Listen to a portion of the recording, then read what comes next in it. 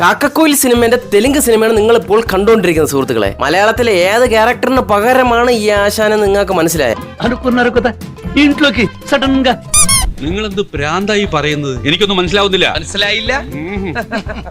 മനസ്സിലാക്കി തരാം. നമ്മളെ ജഗതി അണ്ണന് പകരം വന്നേക്കുന്ന ക്യാരക്ടറാണ് ഇന്ത പുള്ളിക്കാരൻ. തെലുങ്കിലെ ഒരു വലിയ കൊമേഡിയനാണ് ആശാൻ. എന്നാൽ സുഹൃത്തുക്കളെ, നമ്മൾ ആശാന്റെ കൂടെ പിടിച്ചോ ഇല്ലയോ എന്ന് നമുക്കൊന്ന് വീക്ഷിച്ചിട്ട് വരാം. കാക്കക്കോയിൽ സിനിമയിലെ ഈ ഒരു സീനിൽ നമ്മളെ ജഗതി അണ്ണന്റെ ബാഗിൽ വിഷം കുത്തിക്കയറ്റിയതിന് ശേഷം നമ്മുടെ ആശാൻ കാണിക്കുന്ന കുറച്ച് ഐറ്റം സാധനങ്ങളുണ്ടെന്ന്. ഇതൊക്കെ എന്ന് പറഞ്ഞാൽ വേറെ ലെവൽ ഐറ്റം പരിപാടികളാണെന്ന്. ഈ ആശാൻ ഇവിടെ നിന്ന് തുള്ളി തുള്ളി വന്നതിന് ശേഷം ഇവിടെ വന്ന് ഇവരെ മുമ്പ് നിന്നിട്ട് ഇതേപോലെ തല ഇറങ്ങി അടിച്ച് തടയിലോട്ട് വീണിട്ട് ഇതിങ്ങനെയൊക്കെ നിൽക്കുന്ന ഒരു ഐറ്റം സാധനം. ഇത് തെലുങ്കിലോട്ട് അങ്ങോട്ട് വന്നപ്പോഴത്തേക്കും സുഹൃത്തുക്കളെ, ബഡ്ജറ്റ് ലാഭിക്കാൻ വേണ്ടിയാണെന്ന് തോന്നുന്നു, ബാക്കിൽ ഒരു കർട്ടൻ മാത്രമേ ഇവർക്ക് കൊടുത്തിട്ടുള്ളൂ. അതിന്റെ ബാക്കിൽ ഒളിച്ചു നിന്നുണ്ട് ആശാന്റെ ബാക്കിൽ ഒരു കുത്ത്. അതിനുശേഷം ഇങ്ങനെ ഒരു കോപ്രായ അങ്ങ് കാണിക്കും.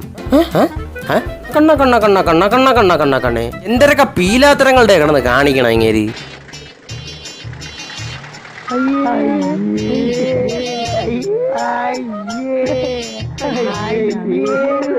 എന്റെ പൊന്നെണ്ണ, നിങ്ങൾ ഇനി തലയും കുത്തി മലനടിച്ച് അഭിനയിച്ചാൽ പോലും നമ്മൾ ആശാന്റെ കൂടെ നിന്ന് പിടിക്കാൻ പറ്റൂല. ഇതൊക്കെ വേറെ ഐറ്റം മുതലുകളാണ് എന്റെ പൊന്നാശാന്മാരെ, അത് നിങ്ങൾ മനസ്സിലാക്കണം.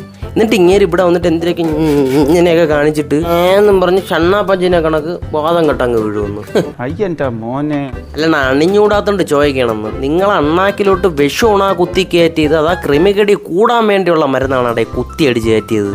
ഒഴിഞ്ഞു തരണം നിങ്ങൾ. സൗകര്യമല്ല പറയാൻ. ബോധം കെട്ടൊക്കെ എവിടെ നോക്കിയാണ്? അയ്യോ, ഈ ഒരു കോമളത്തിന് മാത്രമൊന്നും അല്ലെന്ന്. വിഷം കുത്തി അടിക്കുന്നതിന് മുമ്പ് ഈ ആശാനെ കാണിക്കുമ്പോൾ ഒരു ഷൂ വായിലിട്ട് കടിക്കുന്നതായിട്ട് കാണിക്കുമെന്ന്. അല്ല, ഇങ്ങനെ അത് എന്താണ് ഉദ്ദേശിച്ചെന്ന് എനിക്ക് മനസ്സിലാവുന്നില്ല. ഇനിയിപ്പോ നമ്മളെ ചിരിപ്പിക്കാൻ വേണ്ടി ചെയ്തായിരിക്കൂല്ലേ? ഇത് കണ്ടിട്ട് നമുക്ക് ചിരിക്കാനല്ല തോന്നിയത്, വാള് വയ്ക്കാനാണ് തോന്നിയത്.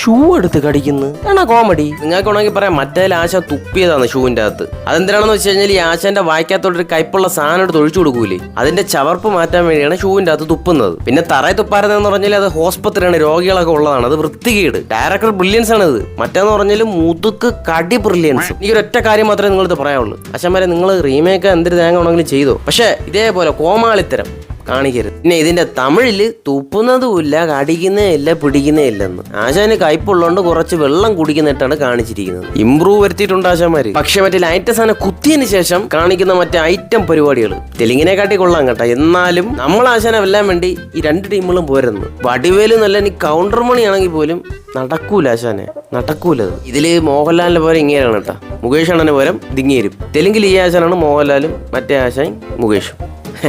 ഇതിന്റെ സെക്കൻഡ് പാർട്ട് വേണമെന്നുണ്ടെങ്കിൽ പറഞ്ഞാൽ മതി സുഹൃത്തുക്കളെ, കൊണ്ടുവരാം. അപ്പോൾ ശരി, എന്നാ പോണം.